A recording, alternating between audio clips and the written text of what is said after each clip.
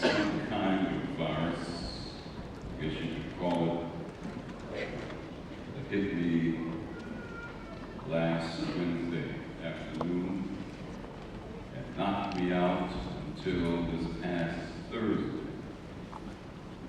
And for a stubborn choleric like myself to reach the point where you actually have to stop doing, it must have been some kind of virus. But I'm just glad to be here today. I had an opportunity to be an e-member last week and listen to the service online. And I heard your prayers and your amens. And that was very comforting indeed. Not 100% yet, but I wasn't 100% before I got sick. So I guess I'm right in line with that. I feel so much love around me. This morning, just surrounded by love. It's beautiful music today. It's tremendous. Just gives us a foretaste of what it's going to be like when we get to heaven. I'm going to be leading the music and singing a solo here and there. That's when we get to heaven. Not yet. Not yet. Happy Valentine's Day to you all. I didn't get the memo, didn't wear my red tie. I apologize. And I have several red ties, but the fever got me, and I'm not going to lie. I just forgot. I want to say happy Valentine's Day to my wife this morning. She's wearing red for both of us. Today, happy Valentine's Day. Love you with all of my heart. The next few weeks, we're going to be looking at theme of the stewardship of life. We're taking a different path as we do so. And we begin today, let me just add this before I continue. Last week, when I realized last Friday night that I could not physically be here Saturday morning, John Wagner stepped in at the last minute, did a tremendous job. And him having no idea what the Spirit did, that his message last week was going to build the foundation for our message today. And we have titled our message for this Sabbath, The Stewardship of Love. Let's pray.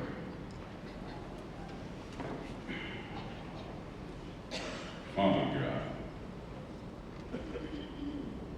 we are always privileged for the opportunity to stand behind this sacred desk on this your holy Sabbath day, already having our hearts prepared by the melodious sounds that we have heard that give you praise, as we prepare to open your word and speak to your people. Lord, I ask simply today that you will open our hearts, that you will clear our minds of all the clutter from the week, and that you will grant us the understanding that we need, and that every individual under the sound of my voice will receive the blessing that you stand so ready to give, in spite of this frail, defective vessel you have chosen to use. In Jesus' name we pray. Amen. The stewardship of life. In chapter 7 of 1 Corinthians, we find the Apostle Paul sharing with the believers on a myriad of topics. But he does not do so voluntarily, but rather as a result of a request that had come from the saints of Corinth.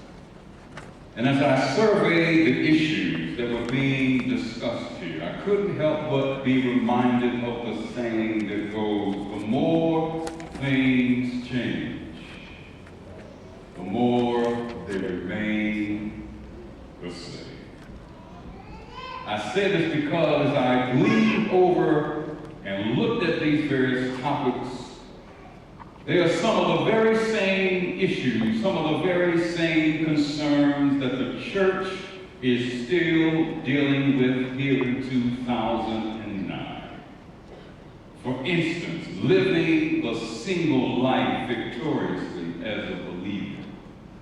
The issues of adultery and divorce. Premarital issues that I'm sure many of you are dealing with today. And then the issue of circumcision, not the physical circumcision, but the circumcision that many go through trying to gain their salvation through their own works. Still grappling, still dealing, still fighting over these same issues. Not much has changed. But I believe that the most important part of how Paul addresses this issue is not how he does so individually, but the statement that he chose to use at the close of his discourse of chapter 7 and verse 40. And this is what he says, "And I think that I too have the Spirit of God."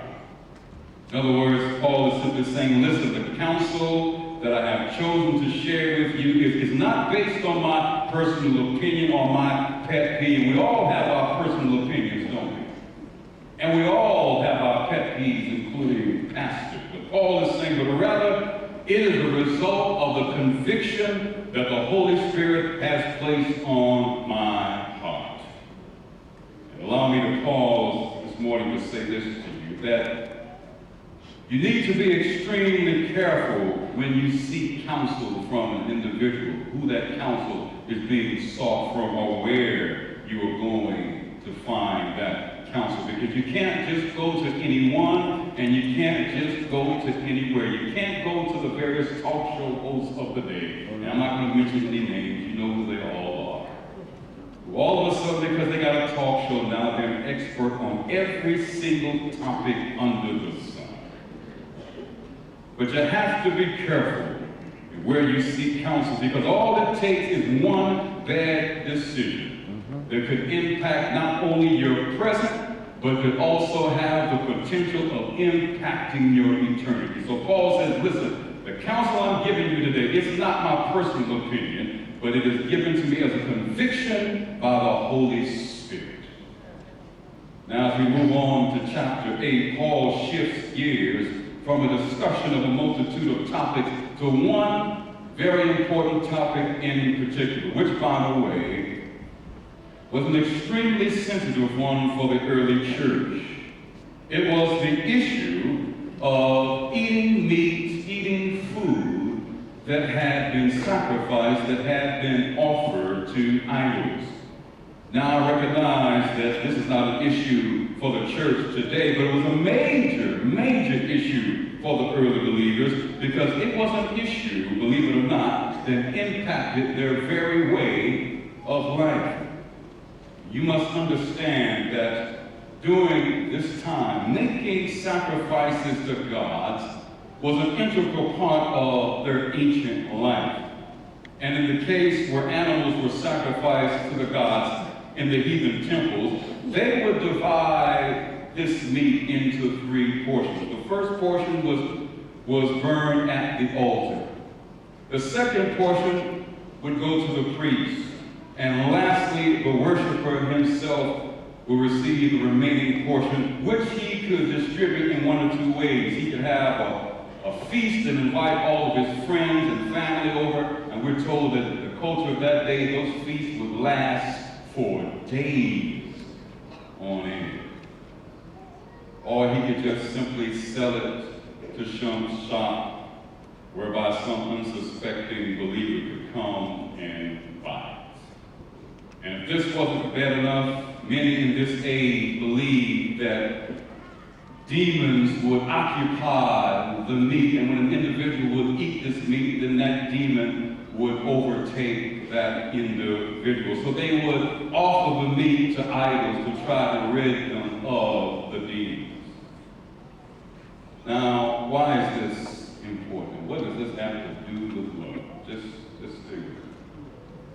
This was an extremely difficult process for them to obtain meat that had not been offered or dedicated to some heathen god. And I'm sure you can understand that this created a very serious dilemma for some of the believers of Christ.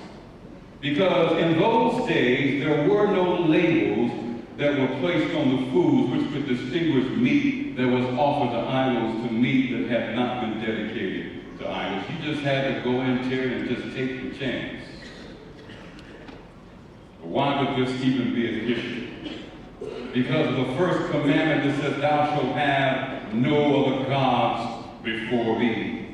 And for many well-meaning believers, to eat meat that had been offered to idols was a violation of the first commandment. And within the church at Corinth, as it is today, with most issues that we grapple with from time to time, there are always two camps that develop.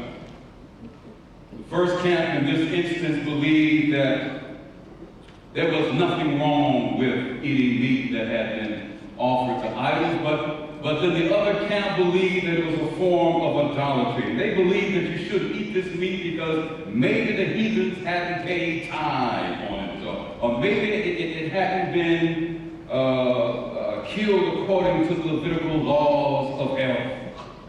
But then there was this group that said this shouldn't even be an issue in the church. They thought it was ridiculous because they understood by their knowledge that idols were just carvings made of wood and made of stone. And they thought this was an extreme form of legalism. And they were believing, why should we even be dealing with this? And when they approached Paul, the reason why they did so, they wanted Paul to tell them how to deal with these people who had this problem. So what counsel will the apostle give on this much divided issue? And believe it or not, dear saints, Paul's response to this issue has just as much bearing on the church today as it did when it was originally shared.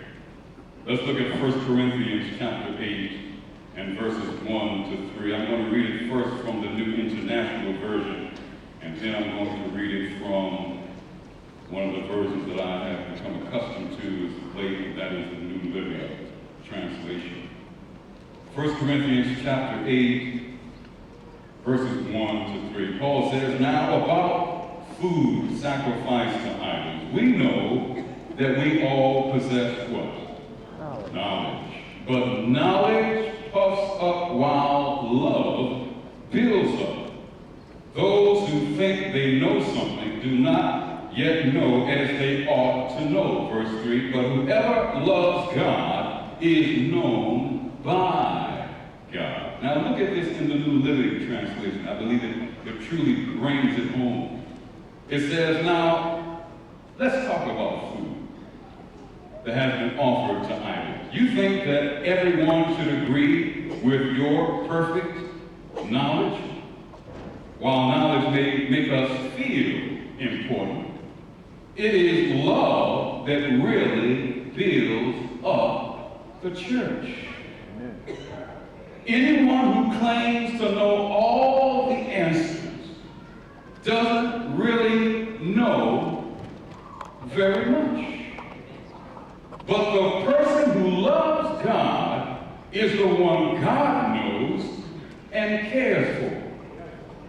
Listen, Paul makes it clear that he recognizes there are many within the body of Christ that understand that idols are just mere carvings of wood and stone. But Paul also recognizes that there are many, stay with me today, there are many who struggle with this issue because many of them were idol worshipers before they accepted Christ. But here's the clincher. Paul's counsel to the church when they are confronted with issues of this nature that could potentially cause the body irreparable damage, even though you may have knowledge that can be the correct response, he said it should not always be based on that knowledge, but how you respond should be based on your love. Because you can be right, but be dead. Right. I was telling the congregation this morning at the 8:45 service, driving down the street one day in St. Louis, Missouri. A lot of folk in here from St. Louis, I'm discovering. And I was sitting at a red light, hadn't had my license, maybe but a couple of weeks, and the light turned green. And knowledge says that when the light turns green, that I am now permitted to do what? To go. But I saw on the corner of my left eye this 16-wheeler truck who was disregarding my knowledge. Some of you know where I'm going with this. And decided to go through his light, which was now red. I could have said, no, knowledge says I have the right to go. And I could have gone. But I would have been dead right. Paul says, listen, when it comes to these kinds of issues, even though you may have the knowledge to really understand the situation for what it is, if it's going to harm your brother, don't be dead right. But exercise love. In other words, Paul is saying to be a good steward of God's love means that one's knowledge, even though it may be correct at times, must be placed aside to make room for love. Why? Because this is exactly what Christ did for us. Romans chapter 5, 6 and 8, you know, for God demonstrated his love toward us in this, that while we were what? Yet sinners, Christ died for us. In other words, Christ pushed aside the knowledge that you and I were sinners and did not respond based on the knowledge, but responded on his love. And that's what the Word of God is asking us to do today. When you got issues that are neither right or wrong, stop fighting over them. Stop trying to make your point, even though you're right, but exercise your ability to be a steward of the love of God. Because that's exactly what God has done for us. He has put aside the fact that we are sinners and says, I'm not going to respond to that knowledge. I'm going to respond from my love.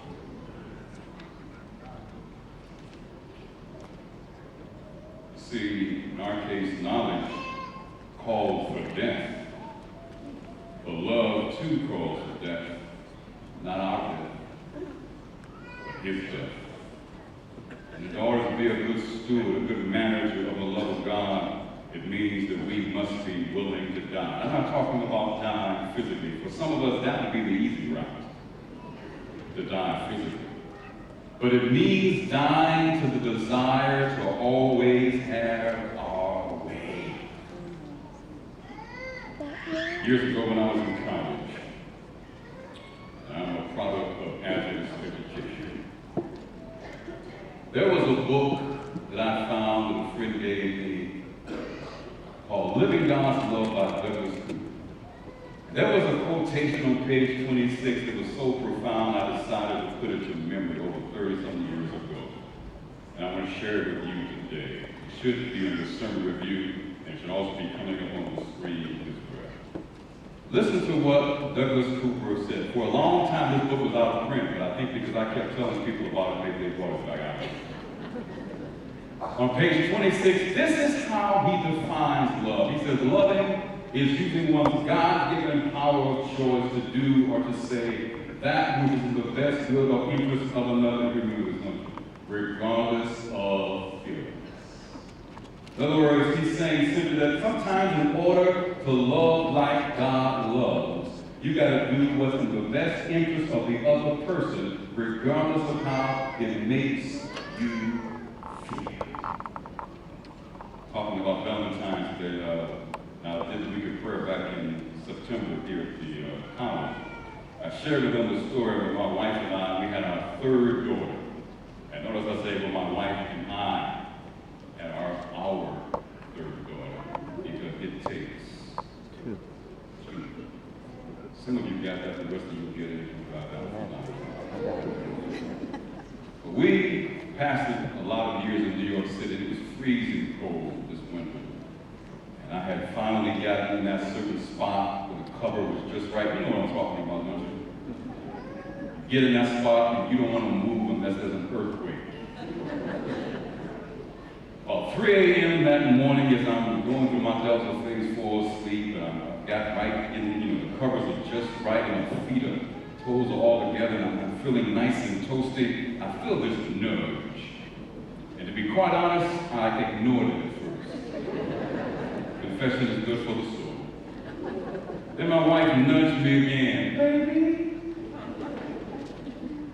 can you give me a glass of water?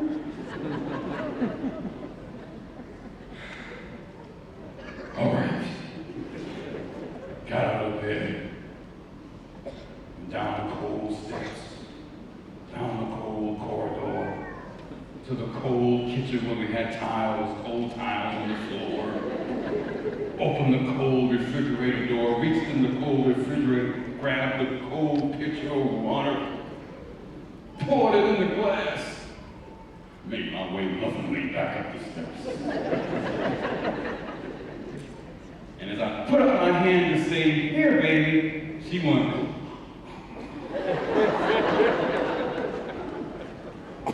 she was fast asleep. Now, if I had responded in knowledge,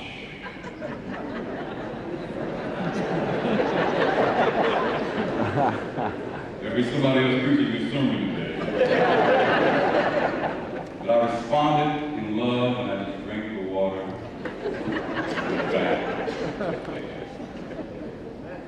What does this mean for us? Simply this: that when it comes to winning an argument or winning a brother or sister, our goal should always be to win the brother or sister. That's what love does. Look at what Paul says in 1 Corinthians 8 and 9. He says, but food does not bring us near to God. He says, we're no worse if we do not eat, and no better if we do. Verse 9. He says, be careful, however, that the exercise of your rights, knowing your rights, does not become a stumbling block to the weak. Paul is simply asking, what is it really going to cost you to bend for the sake of your sister? What will you gain through your knowledge? But more importantly, what will you lose if you choose to love? Nothing.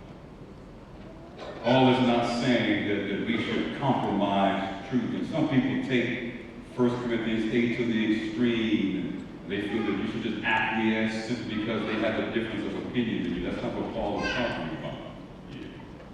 Well, there was no truth issue at stake. It was only two perceptions. And for many people, their perception becomes their reality.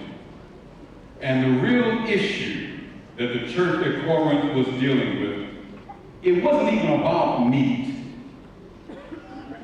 And it's usually not the issue that we hear on the surface. Sometimes you got to dig below to really find out what the true issue is. And the real thing that was causing the stink here, it really wasn't the fact that this meat was being offered to idols. But the real issue that had to be dealt with was whether those who possessed the knowledge, if they were going to be good stewards of God's love. Because love, as Paul reminds us, has no limits. So when it comes to loving, when it comes to us having the willingness to do what's best, knowing that love is a fruit of the Spirit, there are no limits to how far that love can go. And being a good steward of God's love also means loving, as Jesus says in Matthew 5, your enemies. It means loving those that curse you. It means doing what's in the best interest of those who hate you and that spitefully use you. And Jesus says, if you want to be perfect, then be perfect like my Father in heaven. He wasn't talking about sinlessness in Matthew chapter 5. He's talking about loving perfectly. And how does God love perfectly? God allows, Jesus says, the sun to rise on the just as well as the unjust. So if you want to be perfect, then do what's best, regardless of how it makes you feel. And how perfect should our love be? Look at what Paul says in 1 Corinthians 8, verses 12 and 13. This is the most challenging part of this discourse. He says, when you sin against them in this way and wound their weak conscience, you sin against Christ. Look at verse 13. Therefore, if what I eat, listen to Paul. Paul says, if what I eat causes my brother or sister to fall into sin, I will never eat meat again, so that I will not cause them to fall. Look at the limits Paul was willing to go through, even though he knew he had knowledge on his side. He was willing to place that knowledge on the shelf because there was a brother or sister's salvation that was at stake. So the question we need to ask ourselves on this Sabbath Valentine's Day is how far, to what limits are we willing to go to truly be a good steward of the love of God? I shared this morning, years ago when I was pastoring in New York. I had a friend, New York? I had a pastor friend of mine who came out home one day, and I was playing some contemporary Christian music. And trust me, the stuff I listened to was mine. All right? Trust me, it's mine. And I could see that he felt somewhat uneasy by the music that I was playing in my home. And he said to me, and we were in our 20s, 30-something years ago. Sounds good to people say that. He said, do you mind turning that off? I said, what? You want me to turn my music off? Mine? That's what I'm thinking. But I turned it off. So I asked him, why? I mean, it was mild, man. This was on a scale from 1 to 10, 10 being off the hook. I mean, off the chart.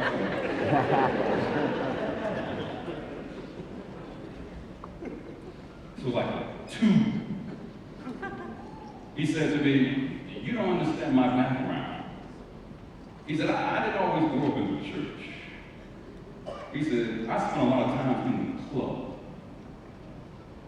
And whenever I hear certain beats, certain rhythms, he said, it takes me back to my days when I was in the club, when I was scratching the DJ. He said, so whenever I hear that, I can even smell some of the scents that were in the room. I can smell the cigarette smokes. I can smell the liquor. And I can't handle that. Now, I could have said, but this is my house. This is my music. And if you have a problem with it, there's the door. That's knowledge. But instead, I responded out of love. Because it wasn't an issue of right or wrong. It was an issue of being right or being dead. Right. So I turned it off and I saved a problem. Oh, if we could love like that in the church. What if we could love like like that in our homes, husbands. Not always about being right. And I love being right. My wife can tell you, I love being right. I take pride in being right. I was right, wasn't I? I'm learning as time goes by. You can stick it inside. You can't say it all. But something my wife shared with me, I'm trying to tell her, I'm right. She said, baby, I'm on your side. Just melted the heart. Just took all the steam out. What if we could love, doing what's best for our neighbors, for our family, for our friends, and even for those who don't care too much for us, regardless of how it makes us feel? That's being a good steward of the love of God. I know this is Valentine's Day, you have all your cards and your flowers and your candy, and all that's good. But what limits are you willing to go to love God? By loving your brother. And I know there are those who are going to take this to the other extreme and go, well, I got a different opinion, so now you have to acquiesce. That's not what it's talking about. Because even if you read later in chapter 9, Paul talks about the weak brother growing up and maturing. But the issue is not on the weak brother today, it's on you and me who have knowledge. How far are you willing to go to be a steward of the love of God? Amen. Amen. That's the question we all need to ask ourselves this Valentine's Day. This Sabbath. For loving is using your God-given power of choice to do what's best. Not what's always right. Regardless of your feelings. Every head is bowed, every eye is closed. Today, Father, your word has challenged us. But that's when we grow. When we're challenged. We're challenged, Lord, to not always fall on the side of knowledge. Because sometimes knowledge kills. But we should always fall on the side of love. Because that's exactly what you did for us. It's not easy, and it's a work in progress, Lord. But I pray that today will be the first start for many who are learning to be good stewards of your love. As every head remains bowed and eye remains closed, every heart is praying. There may be someone here today, you have issue with someone. You know that you were right. But because you emphasize the fact that you were right, you lost a brother or sister in the process. You harmed them. But today and this day forward, you want to say, Lord, teach me to be a steward of your love. In every situation, everyone I come in contact with, I want you to just raise your hand heavenward as we close this prayer. Father, I haven't always loved the way you want me to love. Help me to love, not so much out of my knowledge,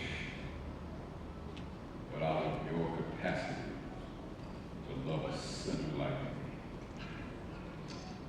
Thank you, Father. As we continue to celebrate this Valentine's Day, may we do so with a new perspective. Before we sit down today, if there's someone here that wants to say, I want to accept Jesus Christ as my personal Savior, I want you to fill out that card that's in front of your pew. Hand it to us on the way out so that we can help you along your journey with the Lord. Thank you, Lord, for loving someone like me in spite of me. And may I now do the same for others. Jesus' name